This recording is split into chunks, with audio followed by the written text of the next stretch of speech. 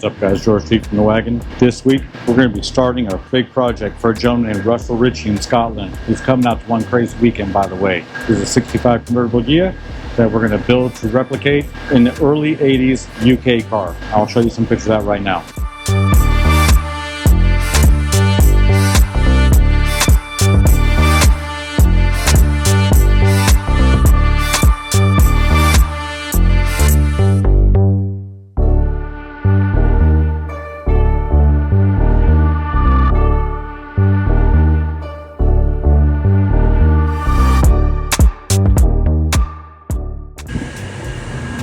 Alright, Russell, this is your Ghia up on the rack.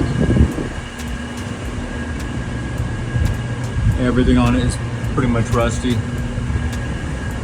That side, driver's side, is way worse than passenger. But you can see the inner rocker is non-existent. You can see that from the exterior of the vehicle, the way it's pulling away from it.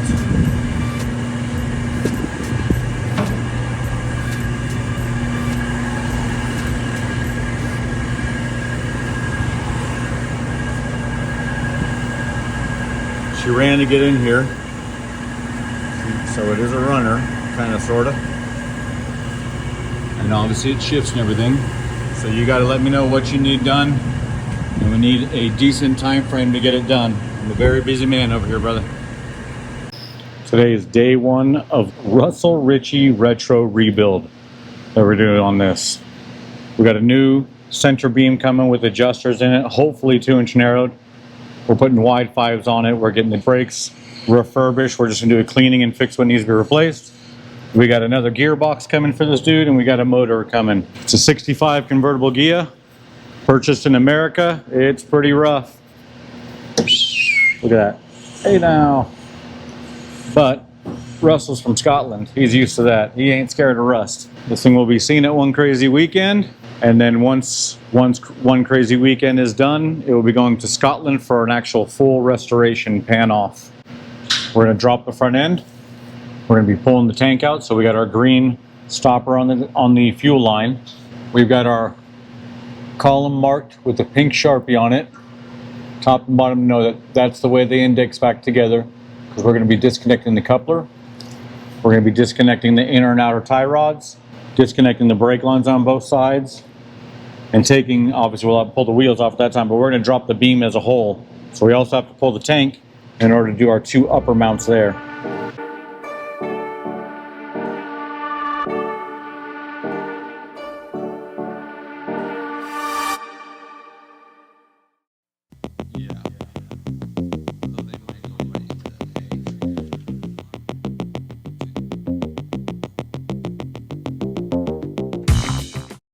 So we've run into our first problem. Our brake lines, the end of it is frozen solid. So they won't even move on the lines. So we've had to cut the brake lines in order to loosen them there.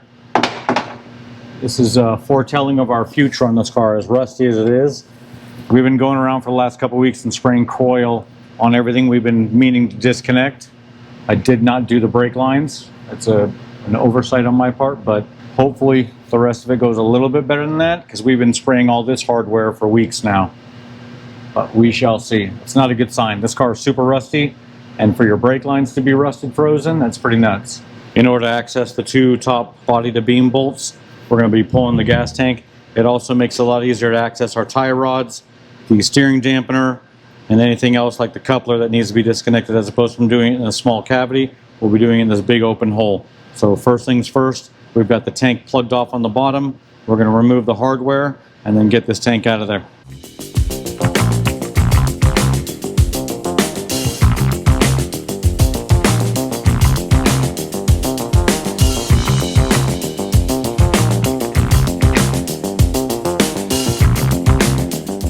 With the gas tank pulled, you have full access to your coupler, tie rods, steering dampener, and the 2 bolts that hold the beam from the body to the top of the beam.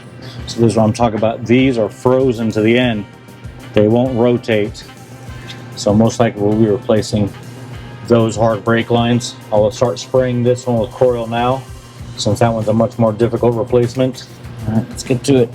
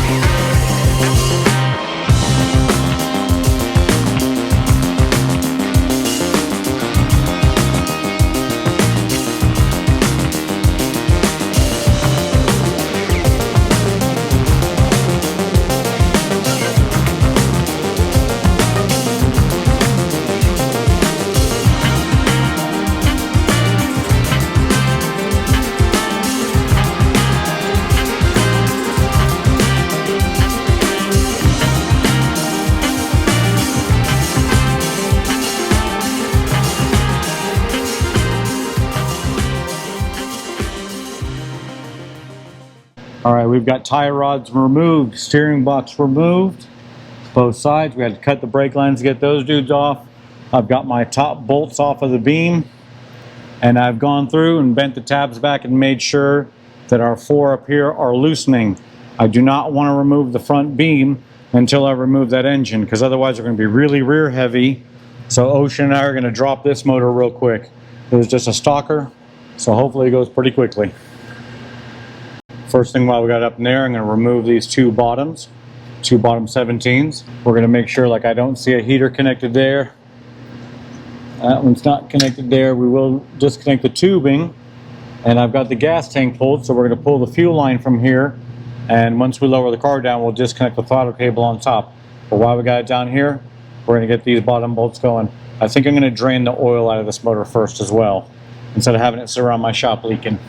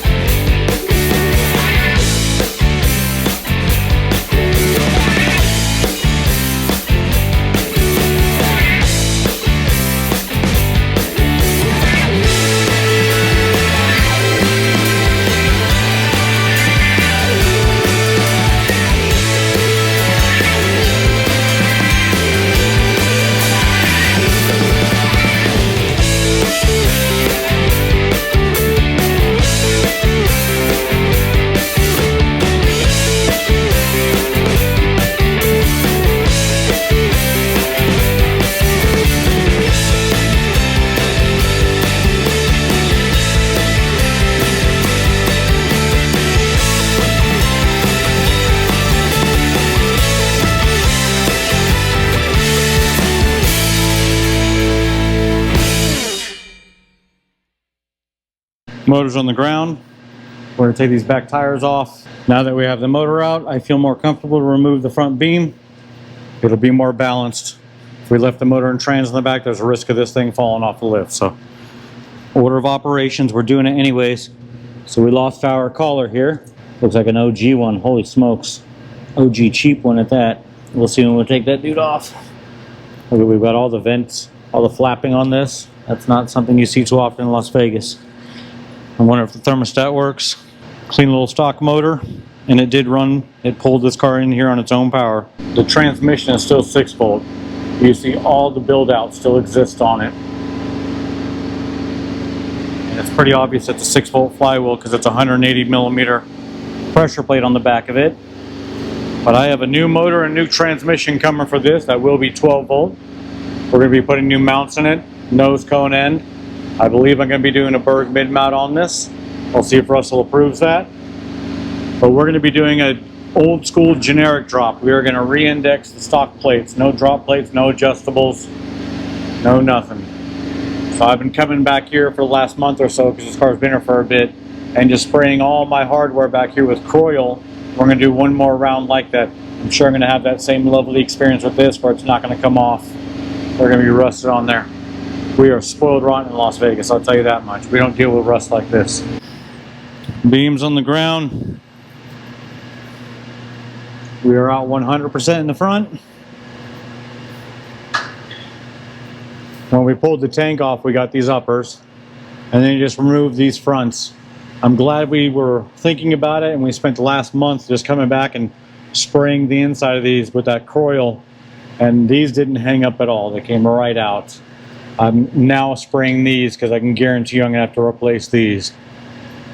Because this is locked up on both of them. Like the ends don't spin like they're supposed to. Steering coupler's jacked, so we're going to replace that with a new one. And then going over this front end, we're going to put new tie rods on it, new steering dampener, shocks. He's got a bent sway bar. I'm pretty sure we got a 2-inch narrowed beam coming back, so that sway bar is not going to be useful anyways. But I got to pull these arms off of here. So we're going to chalk this thing up in a vise. remove the spindles, get the arms off of it. I want to run the arms through my parts washer, maybe even run the backing plates and spindles through the parts washer just to get that big chunky stuff off of them. So when the new beam comes in, we can put fresh clean parts onto that beam, because the beam will be brand new, our new center section. It's coming with the adjusters already put in it. The motor's out, old wheels are out. Next thing to come out is going to be this transmission, and I'm pretty sure we're going to knock this out today as well. Alright, this is the beam out of Russell Ritchie's car. So what I do is I put on a horse head here. I just tack weld it to the table real quick so it won't move. And then I'm going to put the bolts and it holds it there stationary. So we are going to disconnect the spindles from it, drop those off. I'm going to open these dudes up first and see what the brakes look like, what all needs to be replaced in there. We already know we need new brake lines. Chance are pretty good. Wheel cylinders right behind it. We're going to remove this sway bar and get these dudes off of there. So these are going to go into the parts washer. That's going to go into the parts washer. That's going to go into the parts washer. So we can get this thing to when the new beam comes, we got a nice product to put in its place.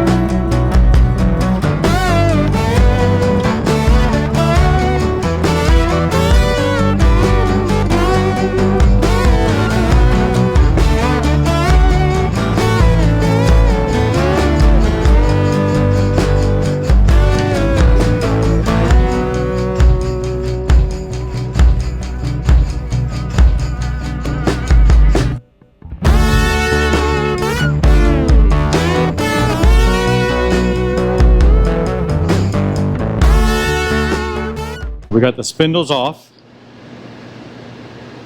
kind of gathering the hardware. I'm assuming we're going to do all new bearings, drums, everything. I'll get clarification from Russell on that. Archaeological dig. This is every freaking beam I ever have to do. It's a freaking archaeological dig just to get to the hardware. Because underneath here is the 19mm that we got to take off, but you got to find it first.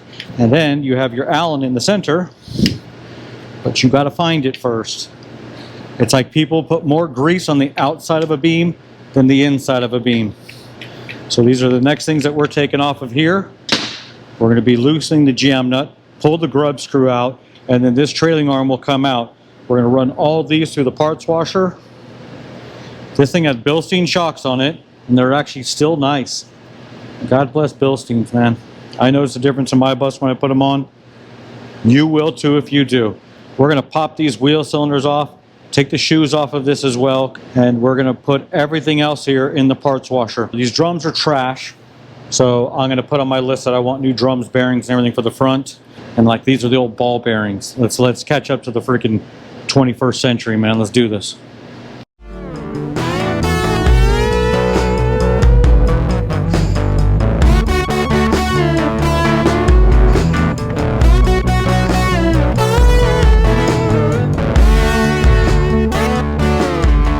Try to set up a time lapse and it's hot, guys, and our cameras overheat, so we had to shut them off.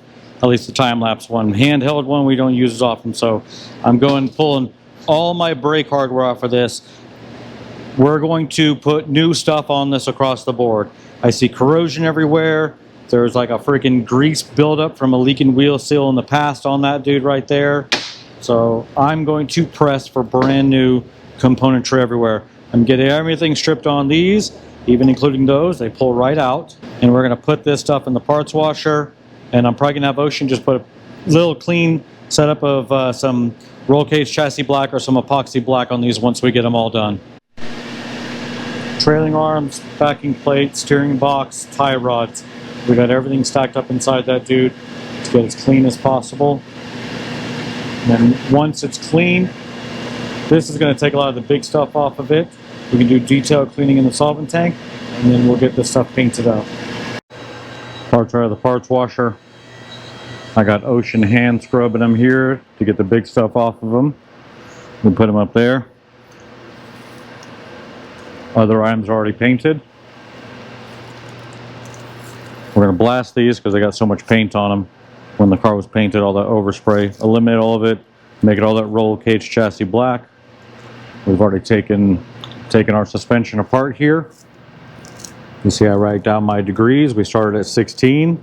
So if I'm going off that raising the bug video, I wasn't too far off with the 14 that I got it at. And both sides on this came out equal to 16. And we got spindles taken apart here. We're most likely going to be replacing all the brake mechs, I'm hoping. We'll see what arrives when the package comes. Got the spindles cleaned up. I took the other bearing races off of them because we're going to eliminate the ball bearings and actually have nice sealed bearings. And these are going to get cleaned up a little bit and just a little light coat of paint on them. We're not trying to detail this car out, but I don't want it rusting any more than this stuff already is. So we got a ton of freaking work to do on this thing. This is where we're at now. All front suspension completely removed. So the brake lines that were coming off the drum and connecting to this point were same thing, seized up. And I'm guaranteeing these are. I've been hitting them with Croyle, hoping to get these dudes to move. So we'll see if I can get those freed up. Otherwise, I'm going to have to replace all these hard brake lines back here. We've got new mounts ordered for it. We got a 2-liter going in this thing. So we got a new mount coming here. I got the 211 cradle mounts coming for the back. And we got a Berg mid mount we're going to be welding into this dude. A lot of stuff happened here. I'm going to have Ocean clean these arms off. We put the trash can underneath, just get to scraping all the stuff off. Get them as clean as we can. We already removed this engine seal here. We're going to be replacing it with the new firewall and engine seal. Most likely I'm going to relocate the battery under the seat. I just think these are horrible inside the engine compartment. It looks a lot cleaner when you take them out. I did on Andy Finch's. We put his, my very first video I launched was the battery box, and you'll see an example I did Andy's in under the seat with an Optima. So his engine compartment no longer has one in there. This is all the stuff we've removed from the vehicle that will not be going back onto it. This is going back for the core. I mean, look at that. Even the freaking Bowden tube wouldn't come out of this guy. We are spoiled rotten in Las Vegas. We don't deal with any of this BS, man. Our stuff just works. Just functions and works when we take it apart.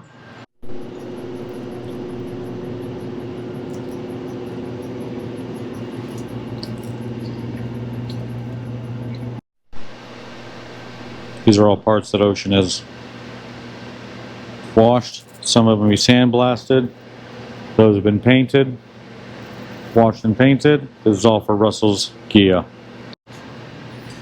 We're starting the lowering process. Russell wants one spline down. So we started at 16 degrees. One spline is 8 degrees on your degree wheel, which is going to give us approximately a 2-inch drop. Every degree equates to a 1/4 of an inch. With the 8 degrees, we're getting 2 inches of drop here. And you can see where we're at there. It's still going to need the tool to go back in place, a little preload tool that we put here. Look at all that crap I got to knock out of there. Ugh. Everything on this car has been a disaster. Look at this. This is undoing the brake line. It undid it for sure. These are all fused to all the brake lines, so every time I go to take one off, it just rips the damn thing out. We got our angle set there to 8 degrees. I've got my hardware all cleaned up. There's all the original stuff. I've gone and wire wheeled it, got it clean. I put a little bit of WD-40 on it. And I replaced all of the lock washers. We've got all of our plates all painted, spring plates painted. I'll give you an update on that. So we got the other side sitting here, ready to go on. We've taken the spindles apart and made sure that we did have the 8 needed. This is my little thing to help Ocean out so he didn't get confused. We had one that was missing 1 shim. It's kind of weird, but pretty common. A lot of times I don't even see 8 shims per pin. So I was actually stoked about that we had most of them. We're going to be redoing all the brakes. We're getting all new brake components for it. So Ocean has just been like a little painting machine today. So you see he's masking off the spindles right there to get painted. We've got our backing plates. I mean, look at the flake on that. The freaking rust was insane. The fronts were actually pretty nice, if I'm getting that correct. Yeah, the fronts were decent. When you see the 3-bolt pattern, that's the front. They look decent. They got a little bit of heavy pitting in some areas, but these rears, these suckers have seen better days. Back to our fronts again. So we do these in epoxy paint. We do those in the roll cage black chassis paint. We do these because the brake dust is super corrosive. And they get gear oil, they get a lot more things on them. So we use an epoxy made by VHT for these as well. We got our steering bracket for the box. Got a couple items still here that we got to do. Bearing caps. Outside we already have the bump stop covers out. And this is actually pretty nice. Doesn't have a ton of play in it. So I'm going to clean that up and get some paint on that as well. So we're getting stuff painted and already starting to put stuff back together. I don't have the motor, I don't have the trans, but we will hopefully have that next week, which would be awesome. But I'm going to get this ride height set because it was already predetermined that we were going to lower it to 1 spline. You guys have seen plenty of videos on doing this stuff. I'll set up a time lapse so you can watch it go down, but all I do is literally go 1 spline, pretty basic, no inners, no outers. He had a very specific height he wanted, and that's what we're doing for him. Typical for, I'm assuming it's a back ease car. I mean, our cars we can't do this to, but typical for that. All this hardware was really difficult to remove on the way out, as you saw with the brake line. So to be proactive before I go to put it back together, I'm running a tap, 10 by 1.5 is your thread pitch here. I'm running a tap through everything before assembly, just to make sure that it goes together smooth.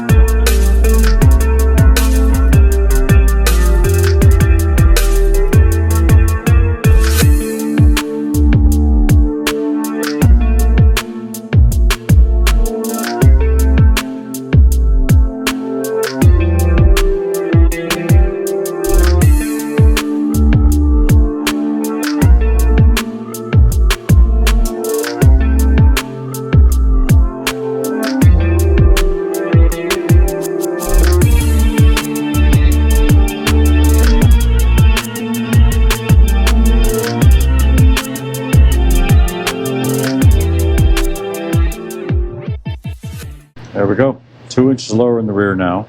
You saw that little waterfall of dirt. That was just to get my tool on there. So I think I have some time. Motor and trans are still sitting over there. I don't have the new ones yet. I'm gonna probably put a rear dolly on this, and I have a dolly for the front. And I may have Ocean take this outside and pressure wash everything off. It's pretty bad. I hate to do that because of all this rust. Like, all I'm gonna do is help that and make it worse.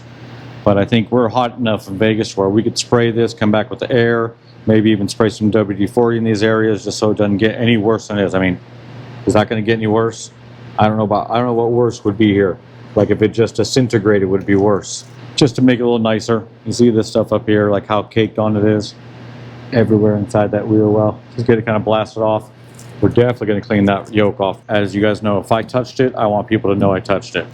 Original hardware, cleaned and polished. New lock washers put in place. The rest of it's all the original stuff, just cleaned up. No adjustable spring plates, no nothing. That was the old school drop right there. That's a 1 clicker. So that's going to do it for this video. We've got everything done to this that we can do right now. All our parts are painted. We're now waiting on motor, transmission, and front beam to actually arrive. So once they arrive, then we'll get back into this project. So thanks for watching, guys. It's always appreciated. Do me a favor. Hit that like, hit that subscribe button. It helps your brother out here. Also, don't forget, one crazy weekend in Las Vegas, Nevada. You'll see this car there, hopefully. Hopefully running driving. Hopefully that one too. Even that one. That one should be driving this week, I'm hoping. One crazy weekend, October 3rd through the 5th in Las Vegas, Nevada, at the Orleans Hotel and Casino, brought to you by our #1 sponsor, Impy. Secondly, Let's Talk Dubs in the Wagon. And thirdly, Las Vegas Volkswagen Club. Shout out to our other co-sponsors, Ross Wolf, SoCal Speed Shop, Nevada Off-Road Buggy. We're gonna have a good time. We got car show, cruises, poker run, nothing but fun events planned for that weekend. Couple of things planned for early arrivals. Thursday, so far on board, we got the Punk Rock Museum. That's pretty freaking cool. Punk Rock Museum is giving 25% off to all of our One Crazy Weekend participants. That's really freaking awesome. Also, if you ride bikes, come out on Sunday to the wagon. We're gonna do a bike ride. 9 a.m. Meet here. 9:30, hopefully roll out. Let's get together, guys. Make sure we're here nice and early. 9:30 roll out. We're gonna do a really nice cruise around downtown Las Vegas. I'm gonna show you my neighborhood, where I go, what I do. on bike rides. It's nothing but good times. So I hope to see you out there, and we'll see you next week.